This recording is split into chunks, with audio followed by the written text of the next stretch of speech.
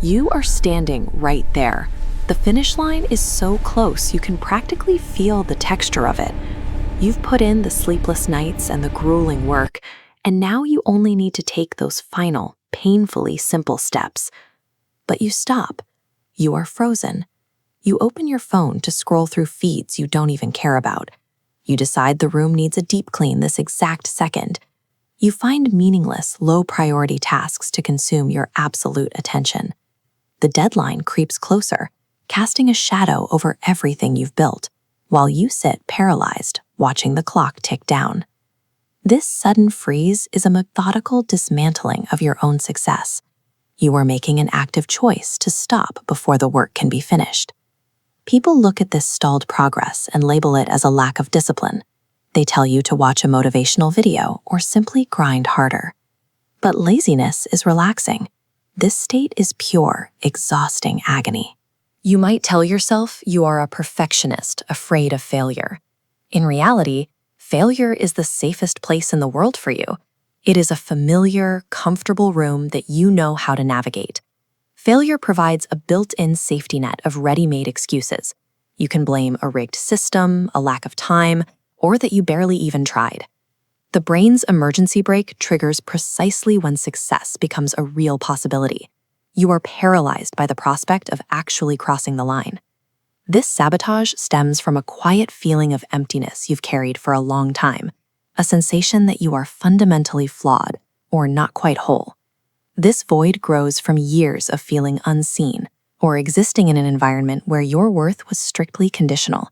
Whether it began with emotional neglect or childhood trauma, the result is a chronic, low-grade emotional pain that becomes too much to bear.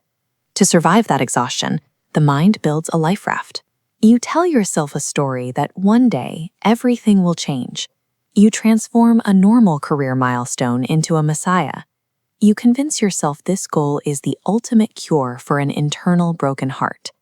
As long as it remains in the future, you tolerate a miserable present, whispering that salvation is just around the corner. As you get dangerously close to actually achieving that messiah goal, a terrifying thought takes hold. You might cross the finish line, receive all the applause, and still feel completely, agonizingly empty inside. If success fails to cure the emptiness, the fantasy dies. You are left with no more external things to blame for your internal sadness. Procrastination serves as an emotional shield. This high-stakes retreat protects the mind from the risk of catastrophic psychological pain. Self-sabotage is a choice to live in the familiar ache of unfulfilled potential. It feels safer than the possibility that your greatness is not enough to save you. Living this way creates a beautifully designed, self-imposed prison. The protective fantasy is a parasite. It starves your actual present reality to protect a future that does not exist. Escaping this requires a painful separation of your self-worth from your achievements. No productivity hack can replace the need to detach your value from your output. You must accept that no amount of money or praise will reach back in time to heal your inner child. The achievement will not save you. Demanding that a business, a project, or a career act as a therapist or a savior guarantees that you will continue to sabotage the finish line. Deeply realizing that the achievement won't save you provides a strange sense of relief. The pressure vanishes. The business gets to just be a business. Art gets to just be art. The next time the suffocating urge to freeze hits at the 99% mark, stop. Take a physical breath. Acknowledge the terror in your chest. Tell yourself that finishing this project will not magically fix your soul, and that is okay.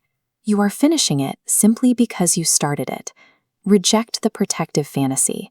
Step out of the warm womb of potential and into the shark reality of actually doing the work. Release your work and let it be judged. An imperfect reality where things are finished and existing in the world is superior to a perfect fantasy where you do nothing at all.